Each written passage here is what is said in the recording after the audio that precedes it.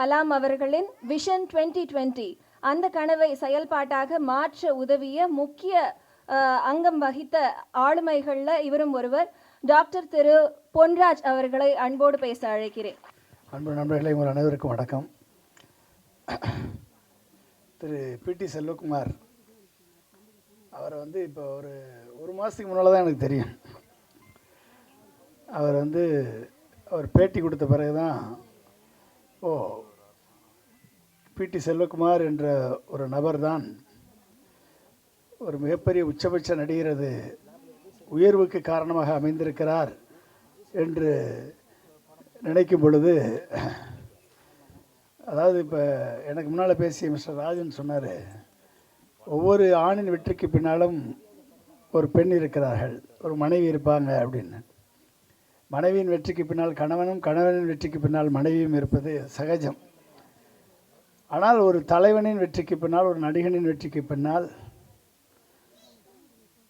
ஒரு லட்சியவாதி இருந்திருக்கிறார் என்று நினைக்கும் பொழுது அது பிடி செல்வகுமார் என்ற பெயர் முன்னுக்கு வருகிறது. என்று சொன்னால் இன்றைக்கி எத்தனையோ இப்போ சபாநாயகர் அப்பாவு அவர்கள், அமைச்சர் திரு சேகர் பாபு அவர்கள், திரு எஸ் வி சேகர், திரு நக்கீரன் கோபால், திரு பாக்கியராஜ் இவரெல்லாம் வாழ்த்தியிருக்காங்க. மேடையில் காதல் கோட்டையில் மக்களது எண்ணங்களை, கனவுகளை நினைவாக்க இன்றைக்கு மக்கள் மனதில்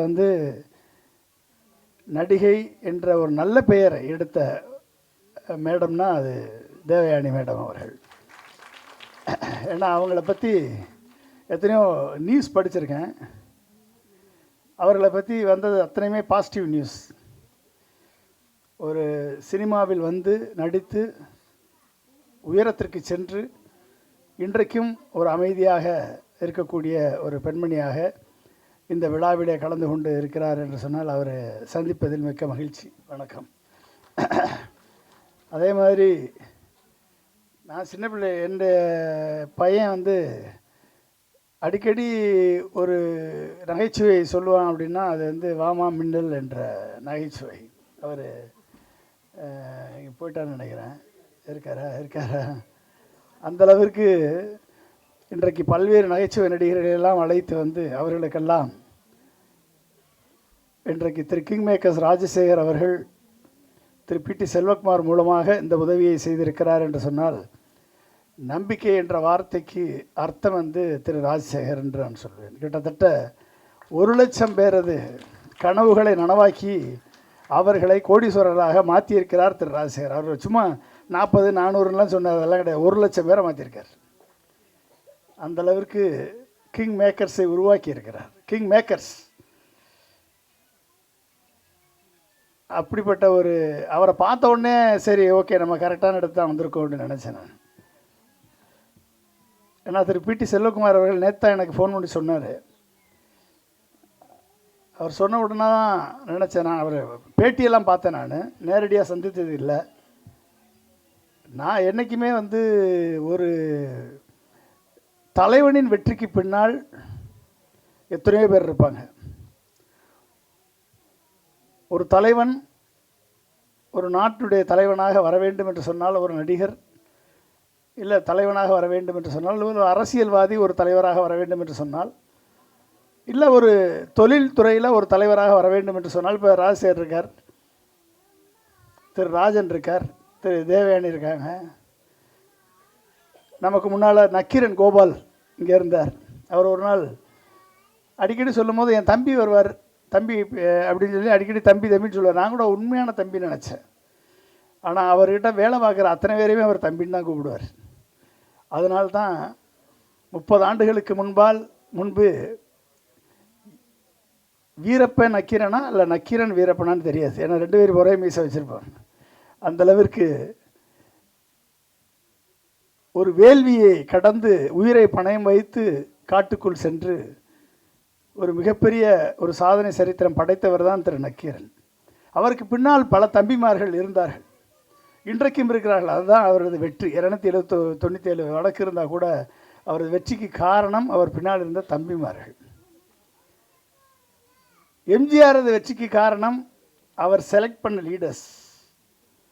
கலைஞரது வெற்றிக்கு காரணம் அவர் பக்கத்தில் வைத்துக்கொண்ட தலைவர்கள், leaders.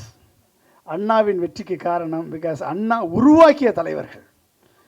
A leader only can create leaders. Manager can only control and manage. But leader can empower and coach. லீடரால் தான் ஒரு எம்பவர் பண்ணி கோச் பண்ண முடியும். அப்படி கன்னியாகுமரியிலேருந்து வந்து ஜோல்னா பைய கக்கத்தில் போட்டுக்கிட்டு ஃபோட்டோ ஆல்பத்தை எடுத்துக்கொண்டு தெரு தெருவாக சென்று, பத்திரிகையாக சென்று, ஊடகமாக சென்று, மார்க்கெட்டே இல்லாத ஒரு இளம் பையனை நடிகனாக்கி இன்றைக்கு உச்சபட்ச நடிகராக உருவாக்கி விட்டு இங்கு வந்து தனியாக அமர்ந்திருக்கிறார் திரு பி.டி. செல்வகுமார் அவர்கள். இழப்பு இவருக்கு இல்லை, இழப்பு இவருக்கு கிடையாது. இவர் எத்தனை பேர் வேணாலும் உருவாக்குவார்.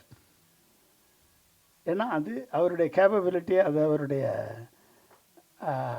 நாலேஜ், அவருடைய தியாகம். அதனால தான் அவர் 10,000 ரூபா சம்பளம் அப்படின்றத நினைக்கும் பொழுது 10,000 ரூபா வாங்கிட்டு ஒரு நடிகனை, மிகப்பெரிய ஒரு நடிகனை உருவாக்கி உச்சபட்சத்திற்கு கொண்டு சென்று விட்டு அதோடு நிற்காம தன் வாழ்க்கை, தன் குடும்பம், மனைவி, மக்கள் என்று பார்க்காமல் 25 பள்ளிகளுக்கு வகுப்பறைகளை கட்டி கலா மன்றங்களை உருவாக்கி 100க்கும் மேற்பட்ட படங்களை ஒருங்கிணைத்து உருவாக்கி கொடுத்திருக்கிறார் என்று சொன்னால் அவரது பணி என்பது மிக சேலஞ்சான பணி. அந்த சேலஞ்சான பணியில் ஒரு சமூக நோக்கம் ஒன்று இருக்கிறது. சமூகத்திற்கு உதவ வேண்டும் என்ற எண்ணம் ஒன்று இருக்கிறது. 10,000 ரூபா வாங்கினா கூட நான் 25 பள்ளிகளை உருவாக்குவேன் என்று சொன்னால், எலெக்ஷன் அப்போ மட்டும் வந்து ஜாமெட்ரி பாக்ஸ் கொடுப்பது சர்வீஸ் அல்ல.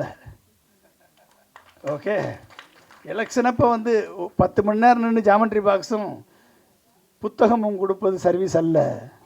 ஓகே, மனதில் 10,000 ரூபா வாங்கினா கூட 10 லட்சம் ரூபாய்க்கு பணிகளை செய்து மாணவர்கள் படிப்பதற்கு வகுப்பறைகளை கட்டி கொடுத்த ஒரு மிகப்பெரிய எண்ணம் கொண்ட தலைவராக திரு பி.டி. செல்வகுமார் இருந்திருக்கிறார் என்று சொன்னால் அதுக்கு காரணம், அடிப்படை, அடுத்தவர்களுக்கு உதவ வேண்டும் என்ற நட்பண்பு, அவர் வளர்ந்த விதம், அவர் குடும்பம் அவருக்கு பக்கபலமாக இருந்த விதம், அவர் மனைவிக்கும், அவர் குழந்தைகளுக்கும், அவர் பெற்றோர்களுக்கும். கைதட்டுங்க, எல்லாரும் நல்லா கைதட்டி பாராட்டுங்க. லேசான விஷயம் இல்லை. இதுக்கு வச்சுக்கிட்டு கோடிக்கணக்காக வச்சுக்கிட்டு கொடுப்பவர்கள் பெரிய விஷயம் இல்லை. ஆனால் இருப்பதை கொடுப்பதில் தானம் செய்யக்கூடியவர்கள் தான் கர்ணன் என்று சொல்வார். இருக்கிறதுல தூக்கி, எம்ஜிஆர்லாம் வந்து இருக்கிறதுல என்ன கையில் இருக்கோ இருக்கிறத எடுத்து கையில் கொடுத்துருவார். கொடுக்கணும்னு தான் உடனே கொடுத்துடணும் அப்படின்ற, அதுதான் வள்ளல். அப்படிப்பட்ட எண்ணம் வந்து எல்லாருக்கும் வராது. அது வரக்கூடிய பண்பு நலன்கள் இருப்பதால் தான் இப்படிப்பட்ட ஒரு தலைவர்களை உருவாக்க முடியாது. இவர் யார் என்று பார்க்கும் பொழுது, இவர் யாரை உருவாக்கினார் என்று பார்த்தால் இவரது பலம் தெரியும். அதான் பலம். ஓகே, இவரை இழந்தால் அந்த பலம் என்னாகும்? ஆட்டோமேட்டிக்காக சரிந்து. அப்போ தலைவர்கள் வந்து யாரை பக்கத்தில் வைத்துக் கொள்கிறார்களோ, நல்லவர்களையும், வல்லவர்களையும், உண்மையானவர்களையும், நேர்மையானவர்களையும் பக்கத்தில் வைத்து கொண்டால் அந்த தலைவனால் நாட்டுக்கு நல்லது. ஆனால் தற்குறிகளை பக்கத்தில் வைத்துக் கொள்பவர்களால் இந்த நாடு சீரழிந்து தான் போகும். நாடு மட்டுமல்ல, அவர்களும் சீரழிந்து போவார்கள், நாடும் சீரழிந்து போய்விடும். எனவே அது நம்ம இழப்பு என்பது அவருக்கல்ல. அந்த இழப்பு இவர் சமூகத்திற்கு கிடைத்த வரமாக மாறி இருக்கிறது, அரசியலுக்கு கிடைத்த வரமாக மாறி இருக்கிறது. எதை செய்ய முடியவில்லை என்று அவர் நினைத்தாரோ அதை இவர் பெரும்பான்மையான மக்களுக்கு அரசியல் மூலமாக செய்வதற்கான ஒரு வாய்ப்பாக அவர் இன்றைக்கு அரசியலிலே அடியெடுத்து வைத்திருக்கிறார். கண்டிப்பாக அதில் அவர் வெற்றி பெறுவார் என்ற நம்பிக்கை எனக்கு இருக்கிறது. ஏனென்று சொன்னால் நல்ல உள்ளமும் நேர்மை கொண்ட எண்ணமும் உழைப்பும் சமூக சேவையும் சமூக சிந்தனையும் ஒருத்தருக்கு இருக்கும் என்றால் அவரால் இந்த நாட்டுக்கு நலம்தான் பிறக்கும், இந்த நாட்டுக்கு நன்மைதான் பிறக்கும். அந்த நன்மையை செய்யக்கூடிய வாய்ப்பையும் வருங்காலத்தில் அவர் இந்த அரசியலிலே ஒரு உயர்ந்த இடத்தை பெறுவதற்கான ஒரு வாய்ப்பும் அவருக்கு கூடிய சீக்கிரம் கிடைக்கும் என்று சொல்லி நான் அவரை வாழ்த்தி விடைபெறுகிறேன். நன்றி, வணக்கம்.